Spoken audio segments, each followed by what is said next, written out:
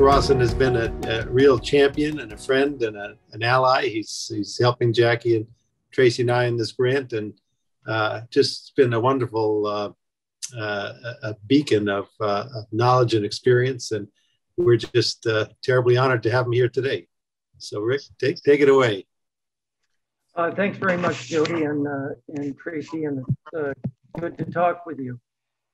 Yes, me doing talks on stimulant use was something I thought I had left in California when I moved back to Vermont in 2015. I spent most of the 1980s, 1990s, 2000s, up to about 2015, doing a lot of work around first cocaine in the 80s, and then it moved on to methamphetamine. And then as we saw the opioid crisis start to emerge in the US in the early 2000s and sort of take over the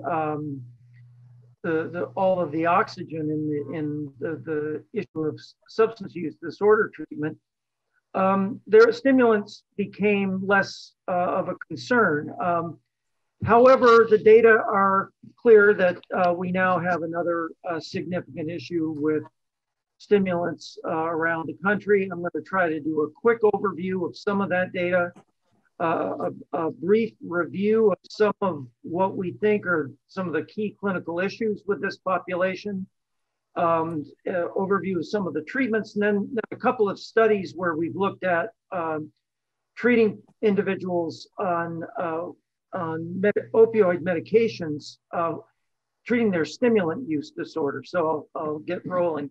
This is a graph I'm sure you're all familiar with, the evolution of the overdose crisis.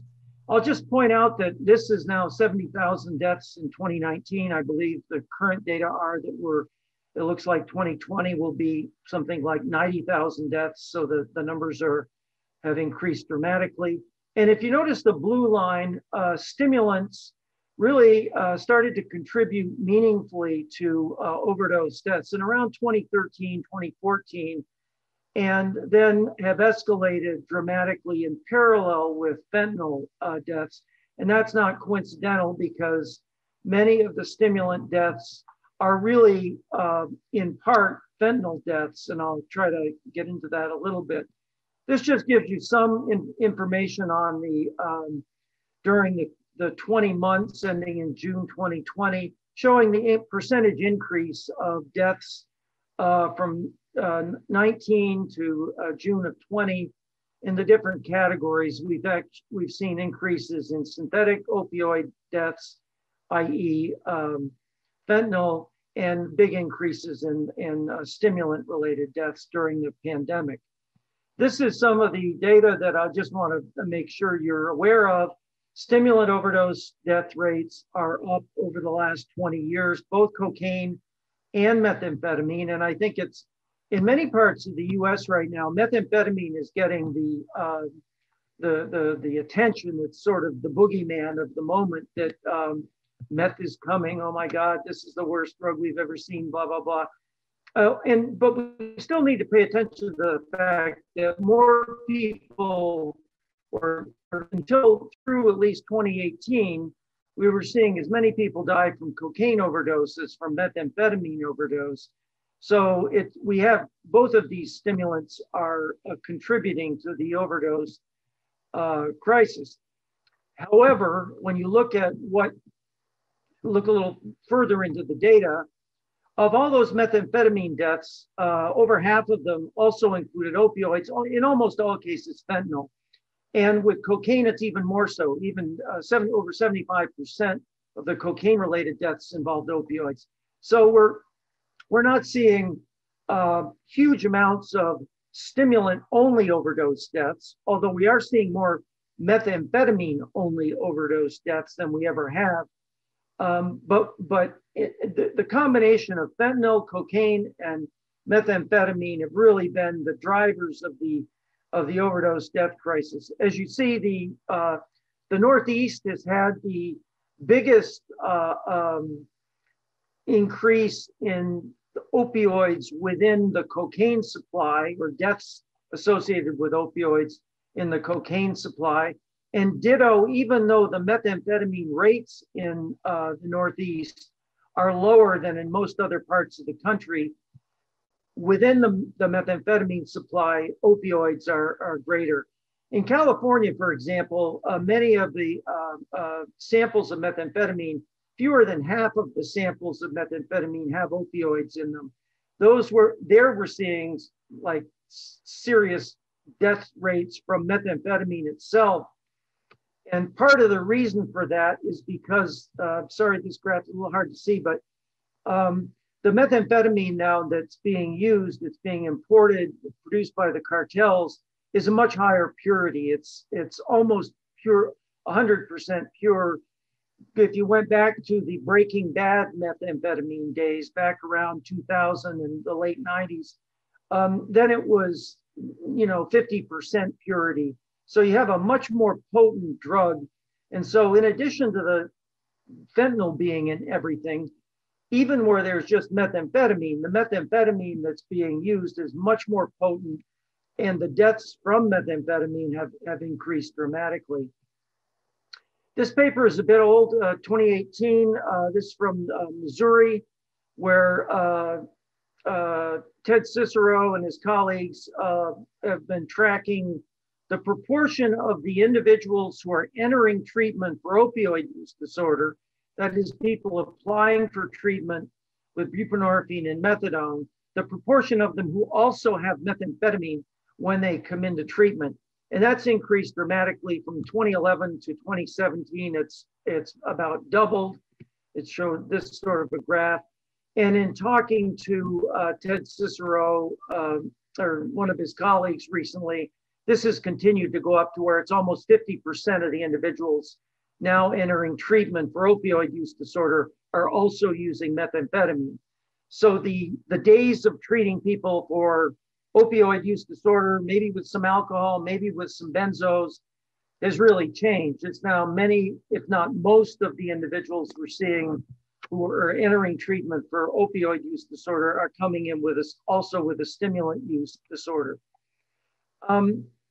These are some data. I've tried to reach out to get some data on this because it's important. When I talk to my colleagues in California, the prescribers I'm working with there, they give me figures in San Diego, for example, the 75% of their patients on buprenorphine are also using methamphetamine.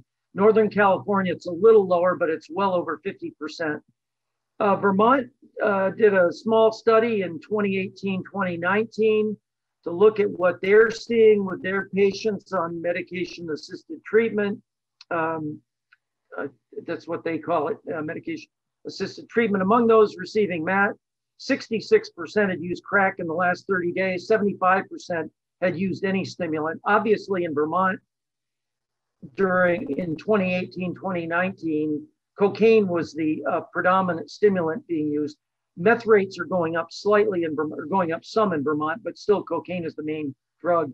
And among those using any stimulants in the past 30 days, most are receiving their medication through a spoke provider or in a primary care setting. So, and that's what I'm hearing from many of the prescribers around the country is, what do we do with these folks who are using cocaine and methamphetamine?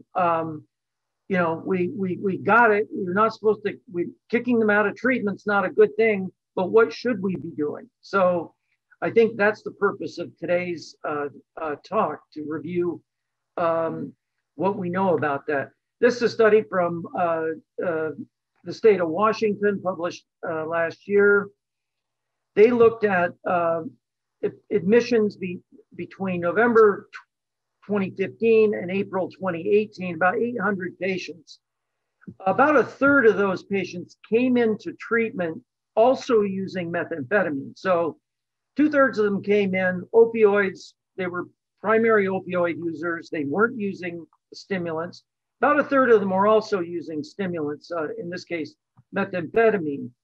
And this shows the retention rates over the next period of time.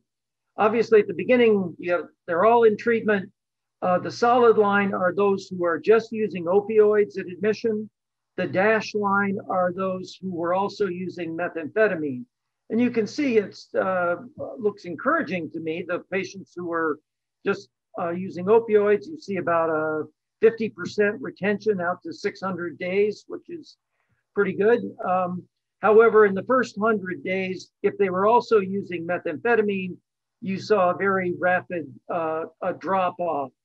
Now, it's not clear to me, and it's not clear in the paper, whether those were actually dropouts or if some of those were people being kicked out of treatment because they were, and remember, this was a period 2015, so a lot of the prescribers are new. A lot of the newer prescribers get very nervous about whether they should be prescribing to people who are continuing to use stimulants, and in some cases, people were being discharged for that. Hopefully that's not happening now, although I know it is in some parts of the country, but certainly if there's one, for sure recommendation is don't kick them out of treatment. They don't get better, they get dead. But that begs the question of like, well, what should be done? If you don't kick them out of treatment, what are the interventions that may be useful in addressing their stimulant use?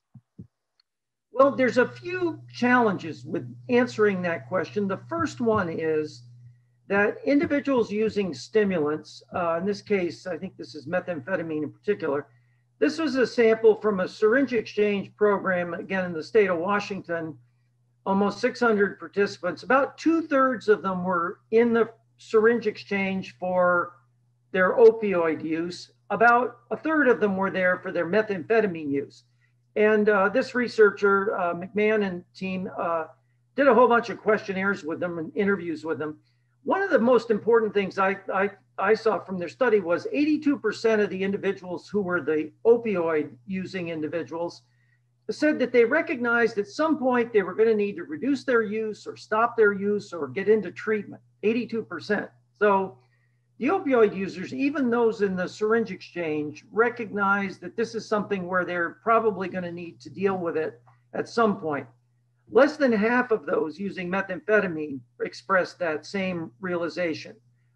So this idea, the individuals who are using methamphetamine and I would assume cocaine as well, just don't see this as a problem. And so one of the big challenges in working with this issue of stimulant use with patients on medication for opioid use disorder is they don't see it as a problem.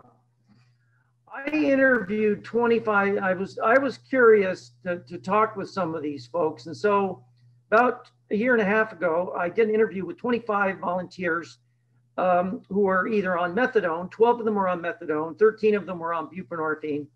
They had given more than one positive cocaine sample, 23 of them, or methamphetamine 2 in the past 30 days.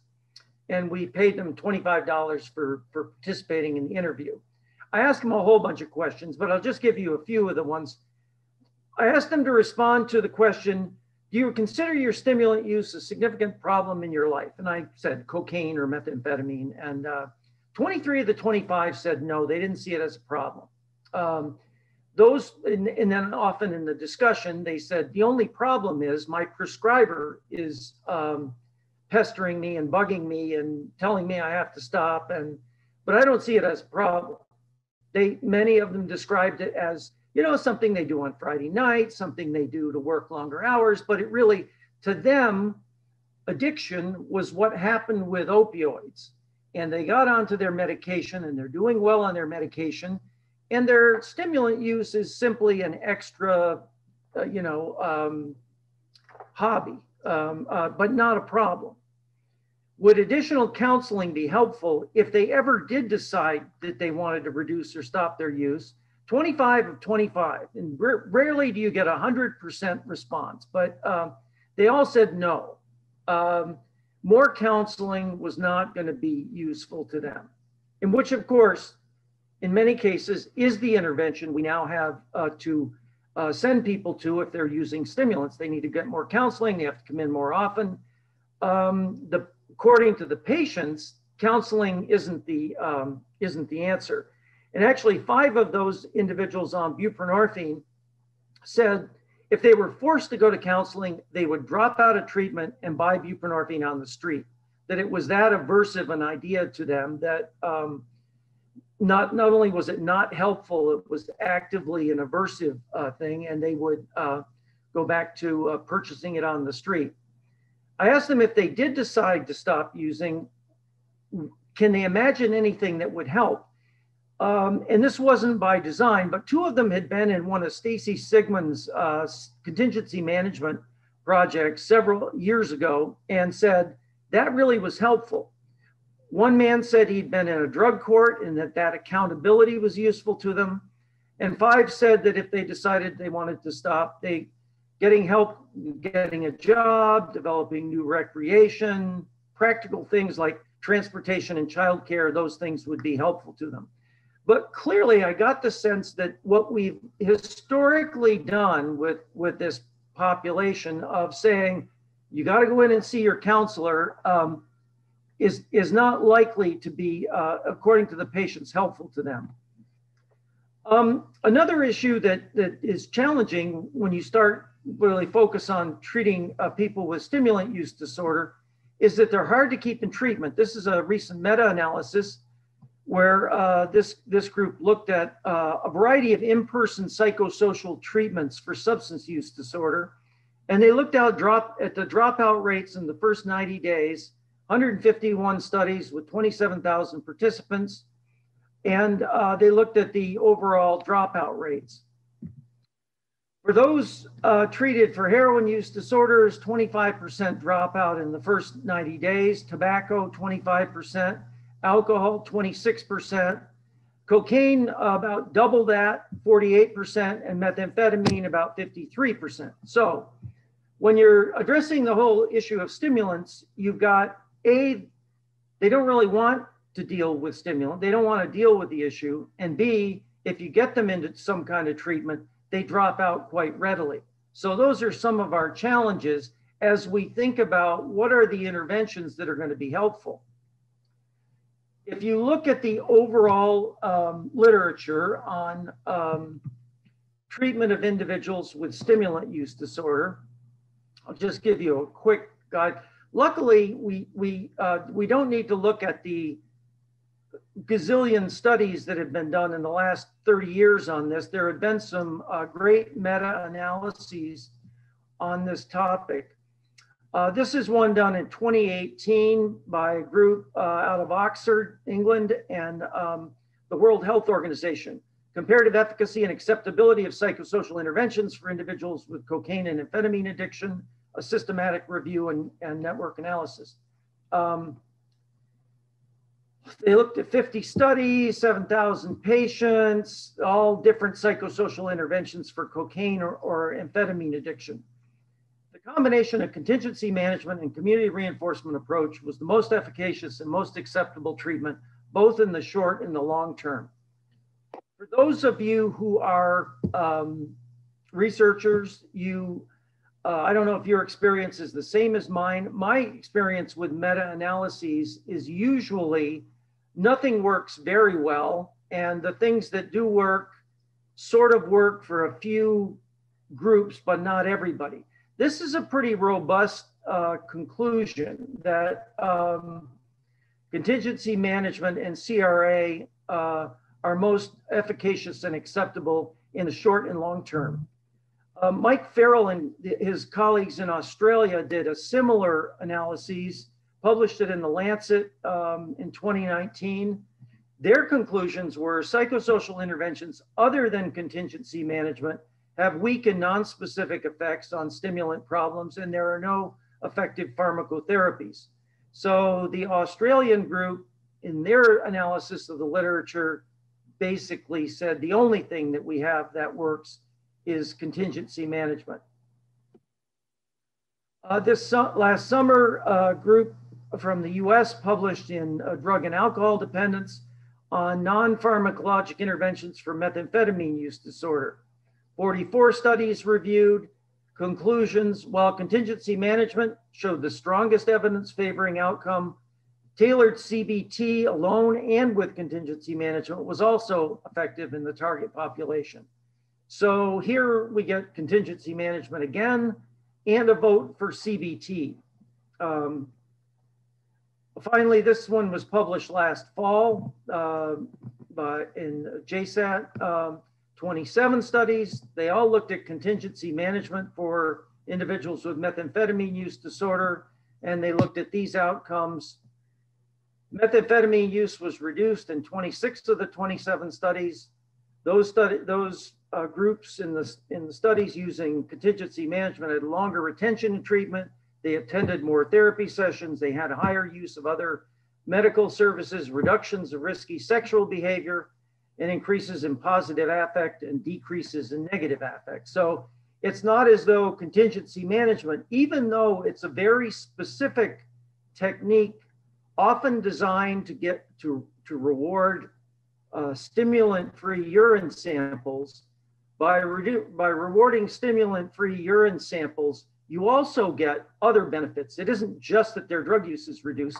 You get more service utilization, reduction in risky sexual behavior, and people feel better. So the current status of all of these behavioral treatments is contingency management clearly has by far the most robust evidence of support. There are 3 other meta-analyses that I didn't include. They all say the same thing. There is some evidence for community reinforcement approach in cognitive behavioral therapy, but it's far less robust than the evidence for contingency management. Motivational interviewing in the cocaine literature has a few studies, and certainly with individuals who are ambivalent at best about getting treatment. Certainly motivational interviewing certainly should be part of any approach. We've done some studies on physical exercise that it certainly doesn't yet qualify as a evidence-based treatment a la contingency management, but I think it has promise and is something that should deserve some additional research. For those of you not fully aware of contingency management, in a very simplistic way, it's a technique employing the systematic delivery of positive reinforcement for desired behaviors critical to reduced use of stimulants. In the treatment of methamphetamine or cocaine dependence, vouchers, prizes, gift cards are earned, often for the submission of stimulant-free urine samples or other behaviors that promote recovery for attendance at treatment sessions.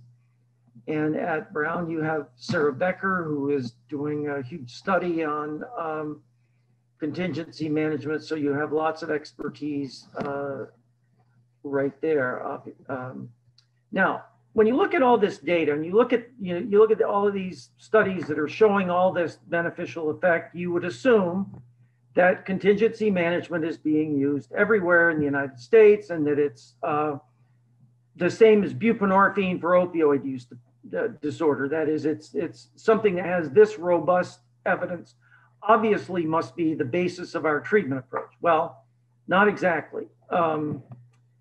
There have been some challenges with the use of contingency management. Going back to the early days of the research, when I used to talk about it in the late 90s and early 2000s, you would get many of the staff sort of looking at you like, are you crazy? You're going to give people stuff for not using drugs. They should be doing that out of their own internal motivation and not being bribed to stop using. That, I think, is going away a bit as we're seeing these high death rates related to stimulant use disorder and all the other stuff that we're trying to do with people with stimulant use disorder not working very well.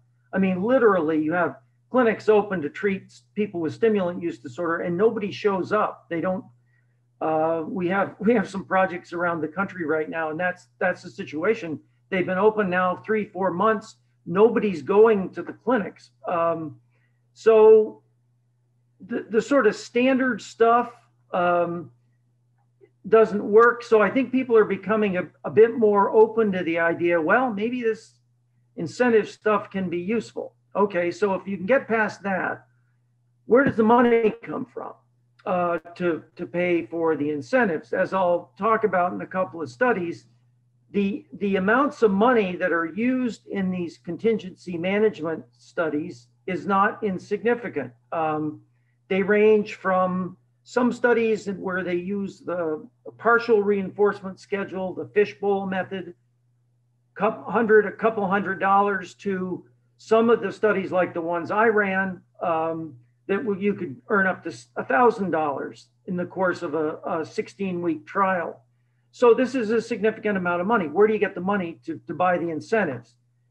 Well, one of the things that's happened right now is we have the SOR grants. States have these SOR grants, and you actually can use SOR grant money for incentives. You can't use Medicaid money yet, but you can use SOR money. So some places actually have funding now and are saying, okay, I want to start using contingency management. However, there's one other issue that is really the trump card right now. Well, trump card, I don't mean Trump in that sense. There's one huge obstacle to the use of contingency management, and that is that there are Medicaid regulations that restrict the use of incentives that can be given to patients who are on Medicaid, incentivizing them for anything. The maximum is $75 per patient per year. Now, $75 per patient per year is not an adequate amount to have a meaningful contingency management program. And this history with these Medicaid regulations goes back into the mid-2000s when I was trying to get treatment programs in California to use contingency management.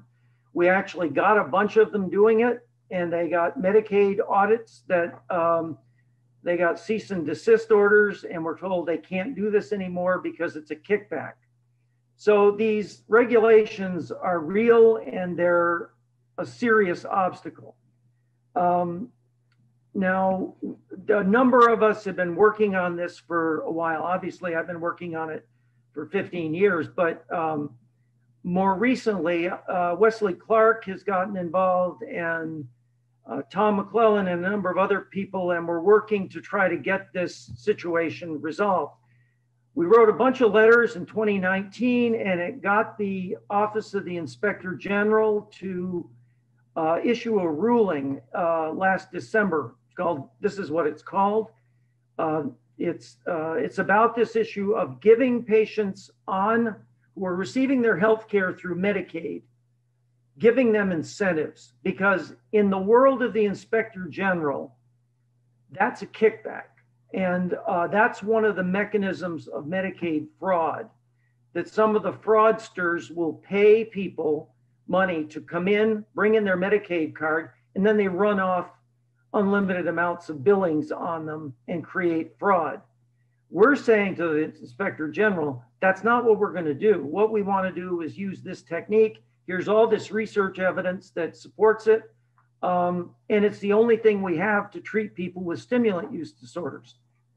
So that's part of the process that's been going on up until we received this ruling in December of last year. So 4 months ago, 5 months ago. And if you're interested in it, I can send you the PDF, although you're not going to be happy because it's over 200 pages of legalese on safe harbors, fraud and abuse, penalties, blah, blah, blah, all sorts of awful stuff. But when you boil it all down, in my opinion, this is one view, this is my view of what this final rule says. There is no ban on contingency management within a Medicaid environment, and there is no limit on the incentive total use. The $75, if you want to do a contingency management program, you can use higher amounts. And I think health systems should now start exploring pilot projects using contingency management with research-based incentive amounts. However, if you do that, these 4 bullet points are the final rule makes it exquisitely clear. If you're going to do this, you need to make sure you can't advertise the use of incentives. You can't put up a billboard outside your clinic saying, come in, earn $500 to stop your cocaine use. You can't do that. So you can't advertise the use of contingency management. The use of contingency management develops a very clear and rigorous protocol that match up with the research literature. So you can't just start willy-nilly handing out gift cards and vouchers. It has to have a protocol. You have to have a clear and documented plan for the oversight and supervision of the protocol and adherence to the protocol. I think what they're worried about is if you're going to do contingency management, you go out and buy $50,000 worth of gift cards.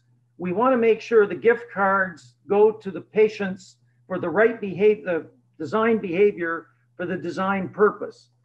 And finally, that you have an accounting system that ensures that this is properly accounted for. Now, those things all seem doable. However, we don't really know what the standards are that the Office of the Inspector General is going to audit to. So, for example, in California, I'm working with the Medicaid office there. Their lawyers say this is still too unclear for us to be willing to try this. So it's a step forward, but it's still an obstacle. As I said, there's a group of us working on this, and we have several senators and the Office of the National Drug Control Policy, all looking at this. In the recent Biden priorities in addiction, this was listed as one of the issues that needs to be fixed, that contingency management is the most effective treatment. We have to find a way to be able to use it and address this issue for the Office of the Inspector General. So there's the intention. We don't have the actual, it hasn't actually happened yet though. But there are projects. There's one in West Virginia. There's one in Montana. There are a number of others where pilot projects are being used. I think it would be very hard for the Inspector General or a Medicaid auditor to come in, and if they see a very carefully designed contingency management program that's been run properly, according to the protocol, they can account for all of their gift cards or whatever they're using, and they're treating a very compelling population. For example, in Montana, Native Americans who are dying at 3 times the rate of other groups with methamphetamine overdose. I think it would be difficult for them to come down, but that's my opinion. I'm not a lawyer nor a government official. So there's still a lot of lack of clarity here. All right, well, let me get finally to the point of the talk, which is what works. This is a study we did some years ago. I still think it's a pretty good study. We had methadone, OTP that was treating individuals with methadone. At that time in Los Angeles, about 70% of the patients on methadone were using cocaine, at least in our clinic. So we, through a NIDA grant, we compared a contingency management program to a behavioral treatment, cognitive behavioral therapy, together, individually and together, to treat their cocaine dependence. So they were all on methadone and also using cocaine, and we used these techniques to reduce their cocaine use. 120 people, they were assigned to one of 4 groups. They all were on methadone. They all had been using cocaine. They were assigned to either contingency management, CBT, contingency management plus CBT, or just their standard methadone treatment. Intervention 16 weeks, 3 research visits a week, so they could give a potential total of 48 drug-free samples. Methadone got their standard treatment, same as always. Contingency management, well, we were using a voucher system. So if they gave 3 times a week, they gave a urine sample. If it was negative for stimulants, they could earn a voucher. They could increase the amount if they gave consecutive urines. They didn't get any extra counseling, however. They just got this contingency management. They saw a technician who did the contingency management. Vouchers were $2.50 a piece, and they increased $1.25 with every negative test, and they earned bonuses. So they could earn a maximum of $1,200. The average they did earn was about $600, and in the combined group, it was about $600. So that's generally true. If you have any kind of a contingency management program, generally people earn about half of the maximum. CBT group, they got 48 group sessions. We CBT'd them to death. Over 16 weeks, they got 48 sessions. We had it was led by topics, led by master's level therapists. They were all audio taped and reviewed and fidelity and all that. And then a group got both. They got the contingency management and the CBT 3 times a week. The results. Participants assigned to the 2 groups receiving contingency management had significantly more cocaine-free urine tests during the 16-week study period. The CBT group did not have significantly more cocaine-free tests than the methadone maintenance only group during the study period. And this is based on urinalyses. And then if you looked at self-reported days of cocaine use at week 17, there were significantly fewer self-reported cocaine use days in the 3 intervention group than in the methadone maintenance only group. At 26 weeks and 52 weeks, CBT group participants showed substantial improvements. This is something Kathy Carroll talked about as the sleeper effect, which is during the treatment, it may not produce as much of an effect, but they learn something that they apply later. Maybe that's what's happening. And in the 26 and 52 weeks, they were similar to the contingency management groups. However, all 3 intervention groups showed less cocaine use by urinalysis at weeks 26 and 52. This gives you some idea what the data look like. This is cocaine-free samples during the study. Contingency management group, you got 30 cocaine-free samples out of 48 possible. Now, this was a really heavy cocaine-using population. This was an inner city clinic. It was very heavy amounts of cocaine use. This was right during the peak of the crack epidemic in Los Angeles. And so the fact that we got 2/3 of their urine samples were cocaine-free was mind-boggling to me. I had no idea it would be this strong. With the combined group, we got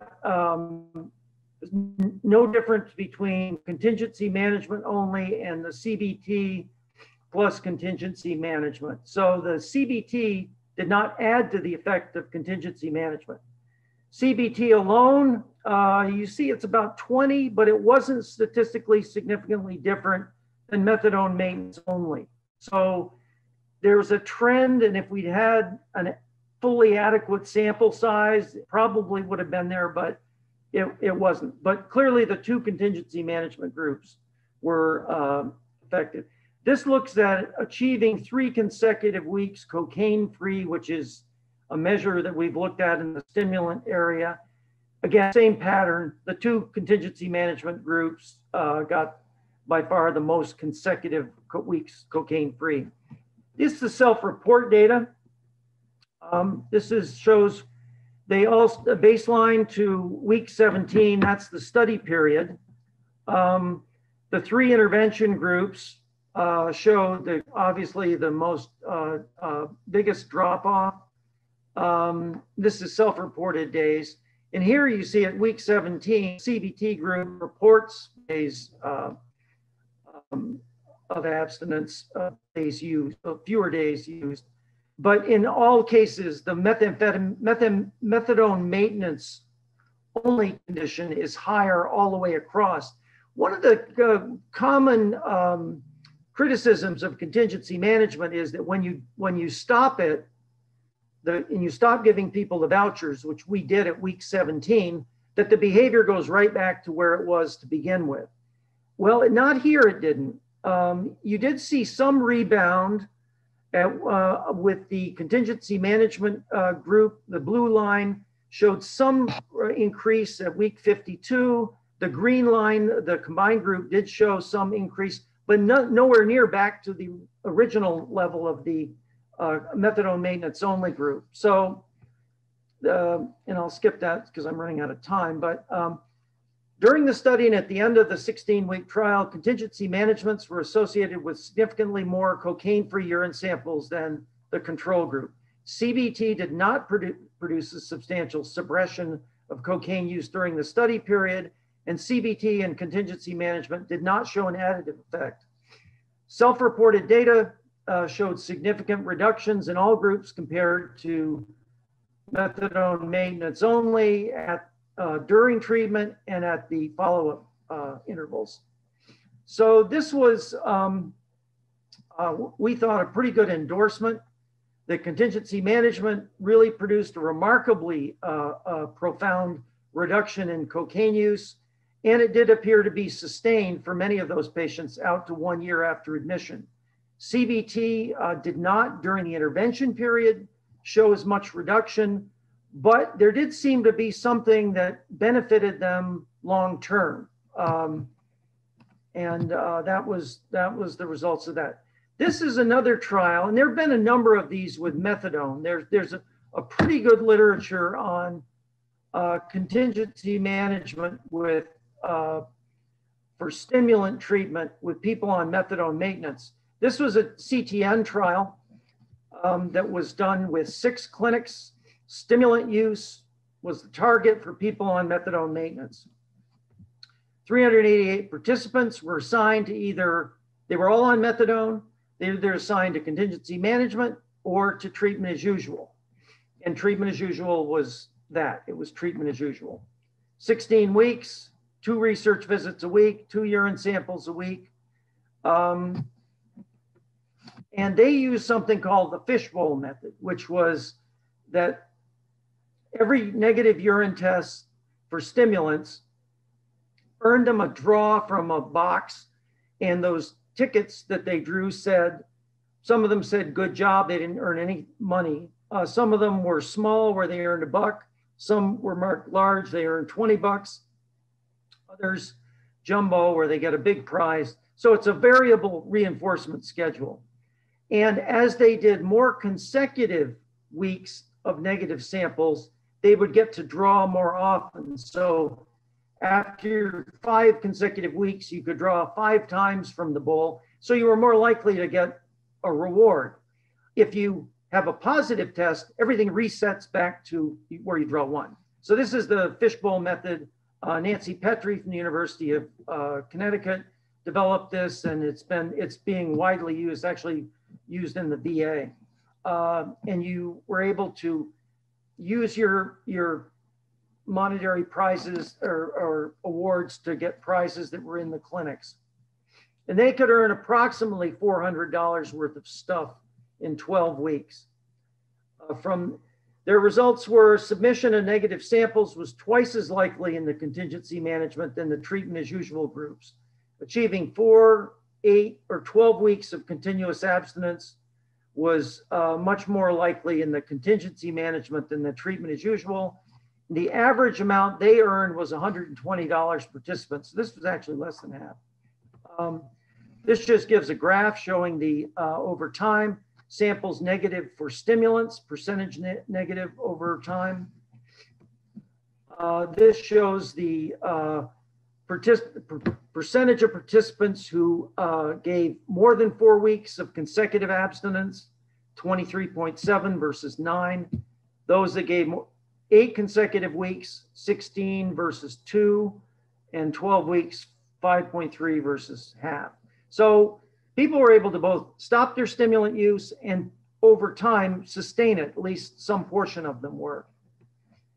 They said relatively low cost incentives resulted in improved outcomes, cost $1.42 per day, plus urine costs, double the odds of people would submit stimulant-free samples. And so they felt that this was a useful intervention that could be used in community-based methadone programs. Okay, what about patients in treatment for opioid use disorder on buprenorphine? Well, unfortunately, in my analysis, I found this study, or actually somebody helped me do the review of this. I can't find a single study where patients on buprenorphine who are using stimulants have been targeted with contingency management or anything else where the stimulant use has been the dependent variable. In all the studies I can find, it's been all drugs. So if somebody's on buprenorphine and you do a contingency management program, it's to reduce all their other drug use, not just their stimulant use, which is not what's been done in the methadone patients. Anyway, Tom Costin and colleagues did this study in 2003 where they looked at dizipramine and contingency management to reduce cocaine and opioid dependence on buprenorphine maintained patients. Of course, this was this was when it was being used in a research trial. So I think people were coming in 2 or 3 times a week for their buprenorphine, not exactly like the practice we see now. 12-week randomized trial, 4 cells, they gave dizipramine versus placebo, contingency management versus non-contingent vouchers. Their results were cocaine-free and combined cocaine opioid-free urine samples increased more rapidly over time for those treated with dizipramine or contingency management and those receiving both. So this was a hint, at least, that the contingency management works with individuals on buprenorphine, but it really is a huge area that needs a lot more research. Part of the problem in talking to researchers about why this hasn't been studied more is that contingency management, as it's been used in the methadone trials and in the other behavioral trials, is often requires visits to the clinic, frequent visits to the clinic to give urines and earn your reward. For patients on buprenorphine, one of the benefits of being on buprenorphine is you don't have to go into the clinic all the time. So it's sort of an ecological mismatch where the intervention requires these visits. Patients don't want to do these visits, and so it's problematic, which may mean that something like an app where you could actually do contingency management without having people come in the clinic might have a promise. There are 3 apps that are doing something like this. Dynamic Care, many of you know David Gasfriend, who's developed this. Reset, which is actually based on the app-based intervention that was developed at Dartmouth. It's now owned by Pear Therapeutics. Dynamic Care actually has rewards contingency management for biological samples. They use saliva tests. And so the person can do it on his app, do a saliva test, show the result, and they can earn their reward. Reset tends to be set up so that you're providing the reward for people to do some homework assignments. WeConnect, which is it's a newer company, they do contingency management delivered for adherence to treatment plan activities. So they all do it somewhat different. A little bit, I got some slides on Dynamic Care. It's an app. You go on, if you enroll in it, they do an assessment. They send you the supplies. They send you all of the stuff you need to do the testing and the other stuff. And then there's a recovery coach when you're on the app that you're in contact with. Really, to me, the most important thing is you're actually able to do contingency management with a patient on an opioid medication without forcing them to be coming into the clinic all the time. I think it may have some real potential. They haven't yet been tested for this purpose of patients on buprenorphine, but I think it's a really potentially very interesting way to apply this technique of contingency management that's very powerful to stimulant use by individuals on medication in a way that will work for them. So I think I went over my 50 minutes, but hopefully I left some time for questions. Thank you, Dr. Rawson. So if anybody has any questions, if you want to plop them in the chat, and I'll unmute you and you can ask your question.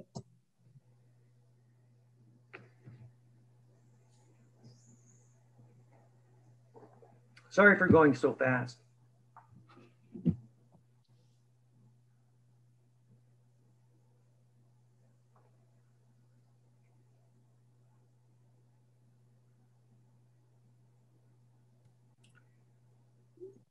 So Rick, that was really a tour de force and very, very interesting. One of the things that kind of jumped out early in the talk is that you asked people, do they want more talk therapy? And then they said no. And then you put them into treatment, which is talk therapy, and then they left. So that, to me, that was just a consistent, you know, those are two findings, but they were consistent outcome. They don't want to hear the talking. The other thing which you kind of alluded to at the end is that that people have to come in. And of course, the studies in methadone are a selected population. Not only do they have to come in for the for their methadone, they have an incentive to come in for their methadone. So they're already there, and they are coming in for methadone. So they're kind of a selected population that actually comes in. So it's, I think you're right on to something about thinking about these app-based, methods, so they don't have to come in regularly. I'm wondering about that sleeper effect and whether adding, CBT to contingency management through an app might be helpful. And I had a patient come in this week, and he's doing a treatment to help with psychiatry, his anxiety disorder.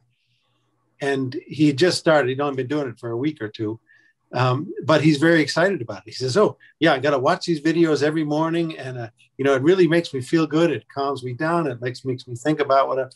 And I'd never seen someone, so excited about. But I think if you can tap into sort of a, I don't even know if it needs to be, so it could just be good psychological care.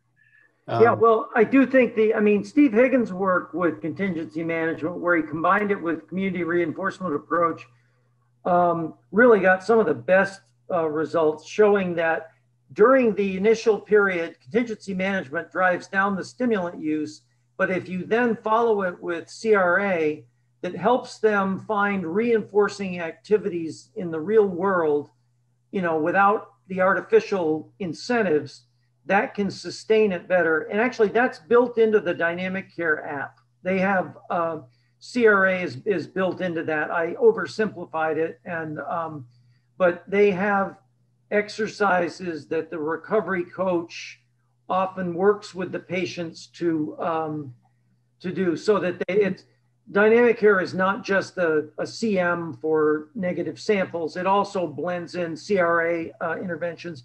I believe that's also true with Reset. I think much of their homework assignment stuff is based on community reinforcement approach and CBT. I know less about WeConnect, but they have some kind of treatment plan and stuff that's done. I'm sure it's in that same vein. So I agree. Yeah, I think adding that to the CM could be really helpful to people in sustaining their benefits. It's about developing a therapeutic alliance, and if people feel better. I remember one guy told me he does massage therapy, and he was working at a needle exchange, and he said, if I can get my hands on someone, when they come in, they will always keep coming back because they just feel better when they come out. So if you can do that, with their body or with their mind, if they feel better about it, they feel good about themselves and about what they're doing. I think, that's the way to engage them.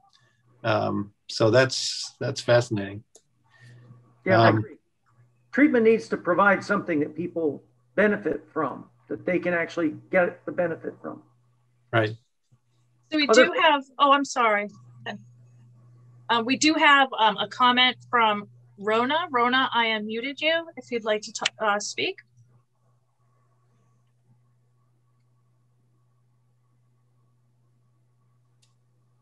Looks like she's muted. She should have the ability to talk.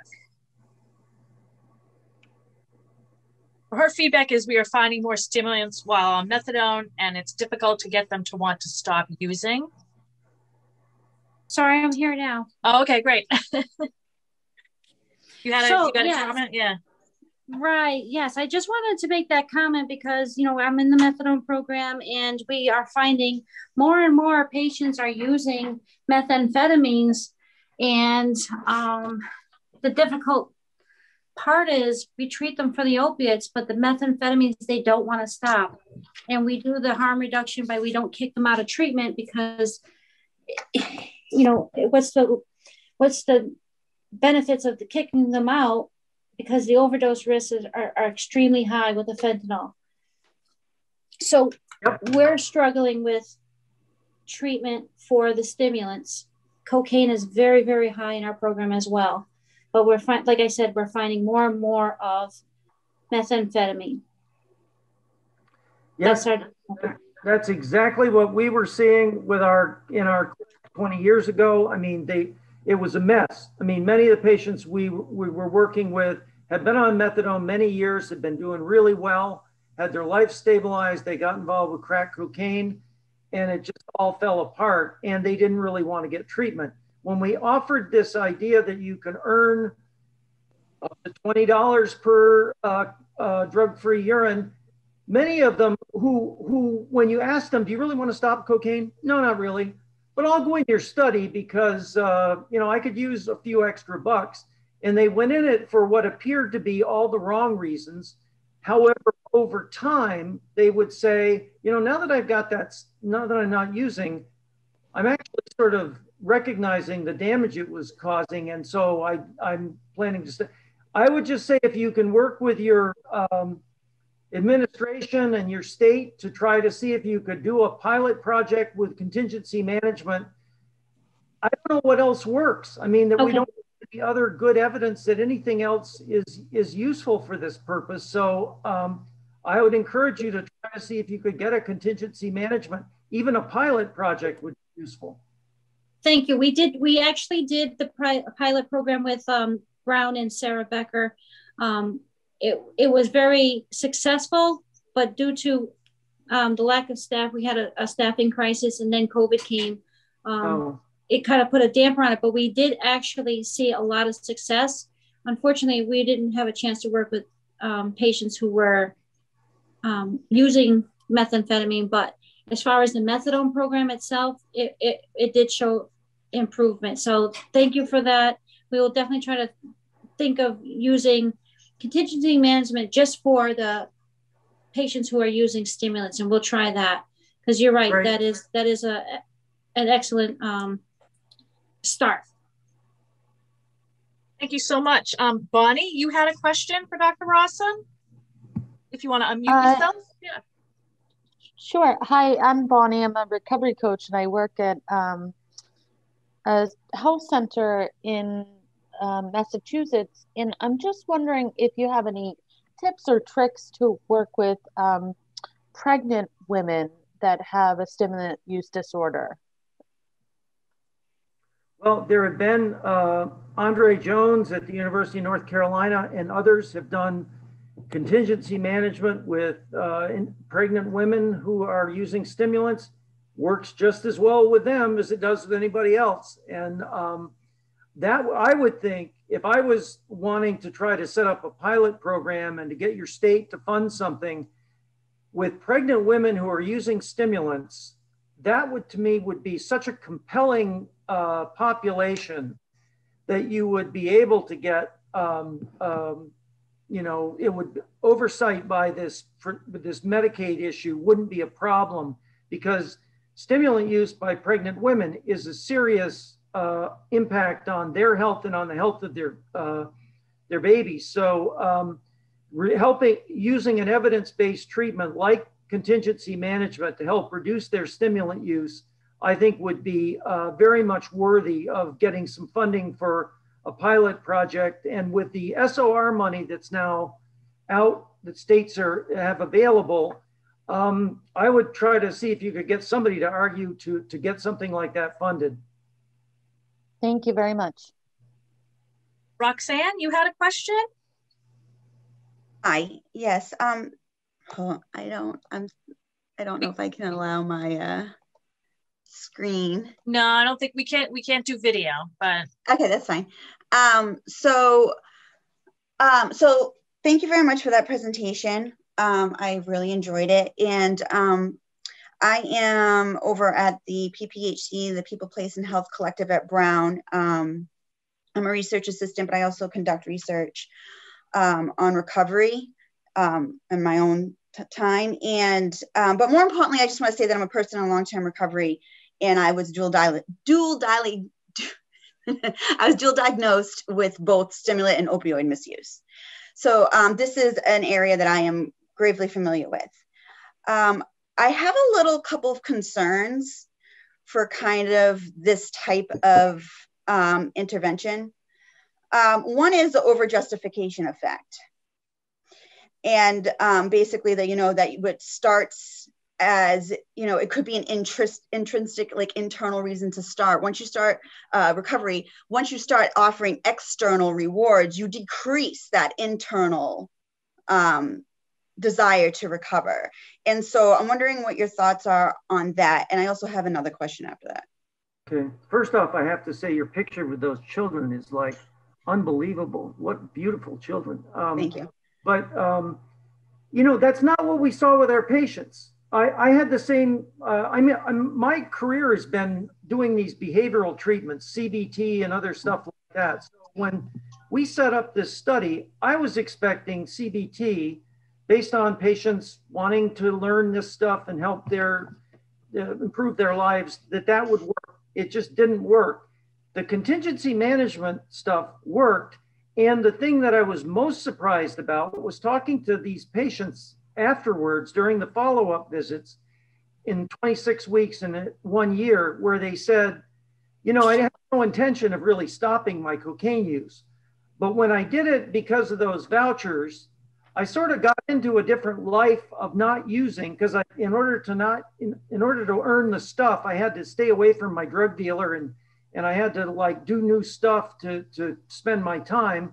And as I did that, I started to get, it's like the internal motivation came after their ability to stop using. So although I had the same concerns you're describing, that's not what the patient, many of them, there were certainly some who exactly like you're describing, if they did it for all the wrong reasons and you stopped the money, they went right back. That did happen in some cases, but not the majority. The majority seemed to learn from sort of their own ability. The vouchers gave them some self-efficacy that they actually were able to stop using.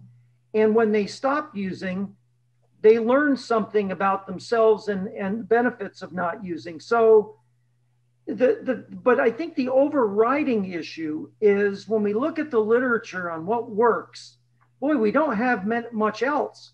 And so I recognize your concern, but I think it's overridden by the results that we get. So my question pertaining to your results is, what do you recall the demographics of the participants that? Yeah, this was an inner city population. It was almost evenly split into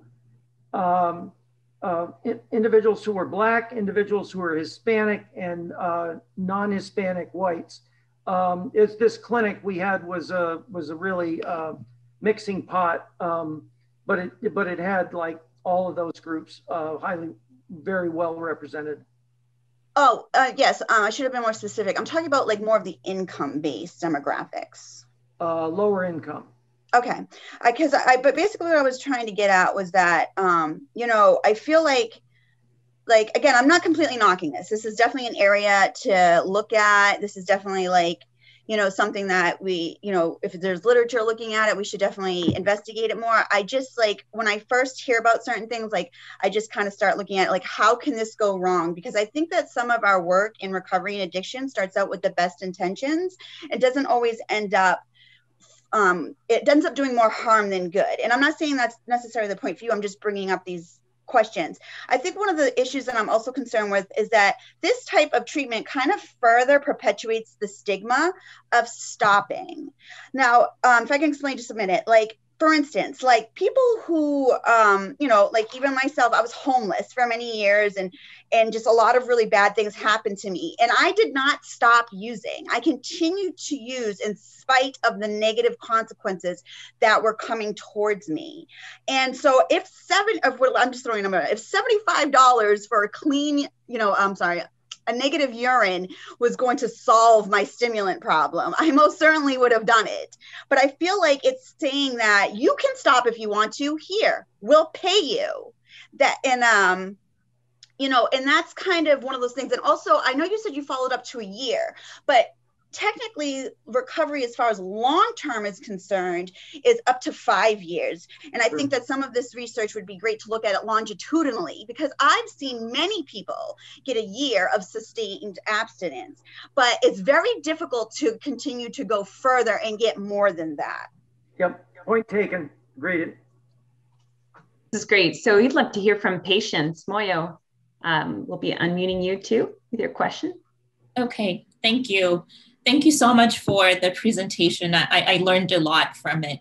And one of the things that stood out to me is really around this issue of incentives and how these contingency management interventions can be sustainable. And so you talked about Medicaid and some of the regulations around paying for incentives in that program. I'm curious if you are aware whether other payers such as private insurance or Medicare are thinking about providing reimbursement for contingency management, or any information about the extent to which they're willing to cover incentives. Yeah, first off, it's very possible. It's not, if you're not on Medicaid, there's no restriction on use of money, so it's possible. I know the folks at Dynamic Care have contracts with 10 or 15 of the major insurance companies, and they're making inroads into having their app-based interventions used. My guess is, aside from the app companies, nobody else is really advocating for this with private insurance. But yes, private insurance is being used via these apps to fund contingency management.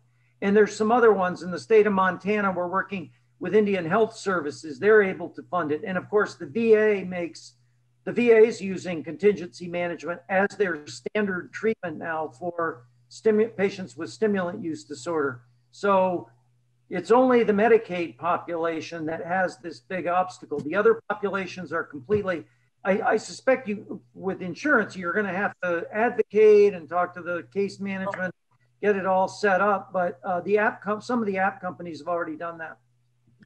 Okay, thank you. And Brandon, you had a question.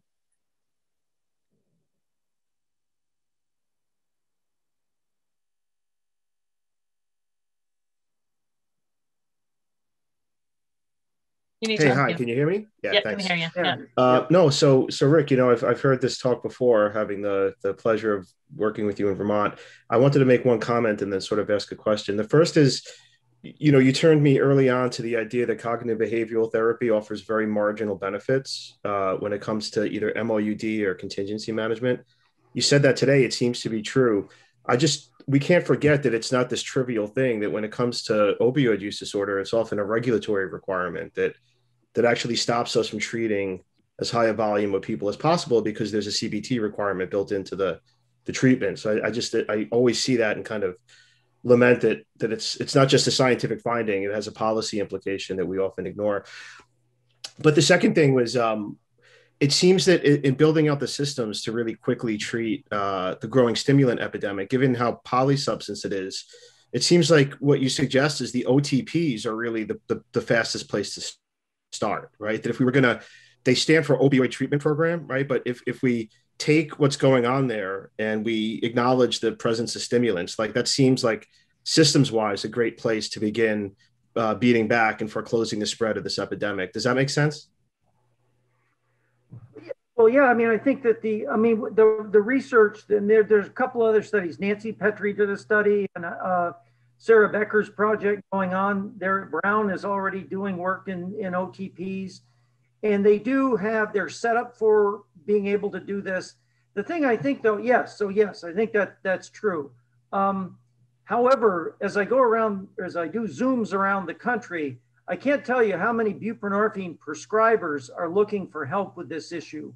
And they're feeling like, we're told in our training that if people are using other drugs, that we really should be doing something about it. And we don't want to kick people out of treatment, and that's good.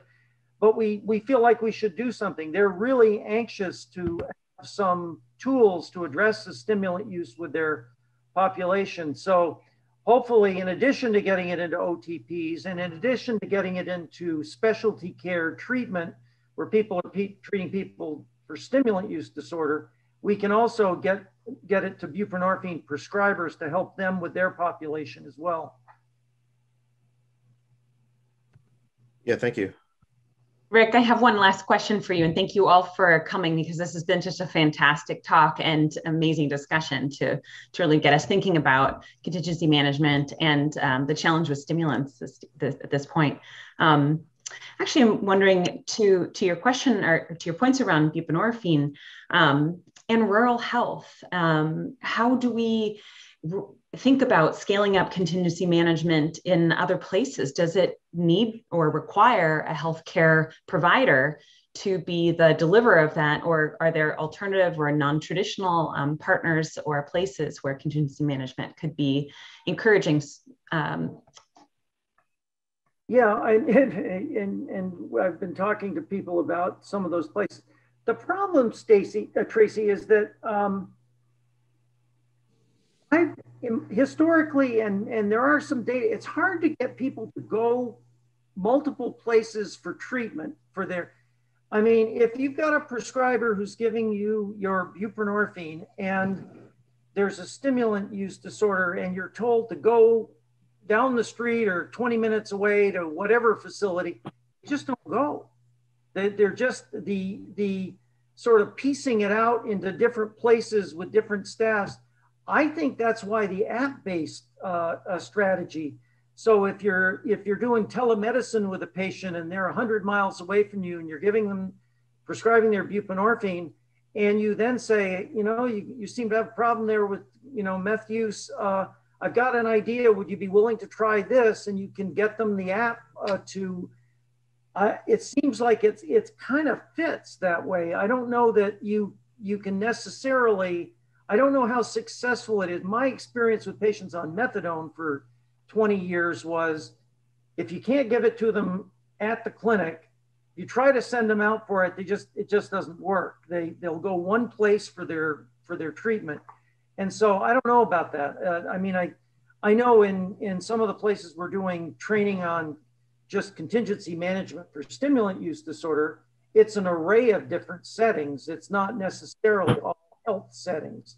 There's one group there was one that came up yesterday that I hadn't heard of, a barbershop like program that maybe they'll do contingency management in their barbershop programs. Like, well, yeah, sure, I guess. But I do have to say, without being too flippant about it, if you're going to do it, you really have to do it correctly, and you have to have a protocol, and you have to follow the protocol. And if you're working with a Medicaid population, don't screw up, because if the OIG is just waiting for somebody to do this sloppily so they can say, see, there's fraud. This is just going to result in fraud, because they just don't like the idea. Their worldview is that everybody's trying to commit fraud, and contingency management is going to be this gushing thing of gift cards going into the community willy-nilly. And so wherever it does, it needs to be done correctly with a protocol and somebody monitoring it properly. Okay, Rick, one last question, which Sure. is the, you kind of described this as maybe a 3 to 6 month process, and then you wait and hopefully there's benefit. The two concerns I have with that, two concerns kind of popped to my mind. One is, is that it one and done, or are people going to say, oh, well, now I'm back to using next year, and can we do that again? I need some more money. Or could you have people that hear about it and say, oh boy, if I start using some cocaine, should put it in my urine, then maybe I can get into this program and look right. How good I'm doing without just scamming. Yeah, the answer to the second question is that's always, that used to come up. I don't know if you remember, but going back into the 80s and before, that was always an issue around methadone. That people are going to go, oh, I want some of that. I'm going to go out and use heroin so I can get on methadone. I don't know that it ever occurred. I don't know. Are there really people who are going to say, because I can earn a couple $100 by going in and giving urine samples or doing whatever, it's worth developing a stimulant use disorder? I suppose it's possible, but I don't view it as a huge risk. The first question about 6 months and that's enough. I think that if you were around during the early days of our medication treatment, that's how we thought medicines were going to be used too. Methadone was going to be 6 months, 1 year, then you'd like do something magical to them and they would stop and they would detox off. And we found, no, this is a brain disease. This lasts a long time.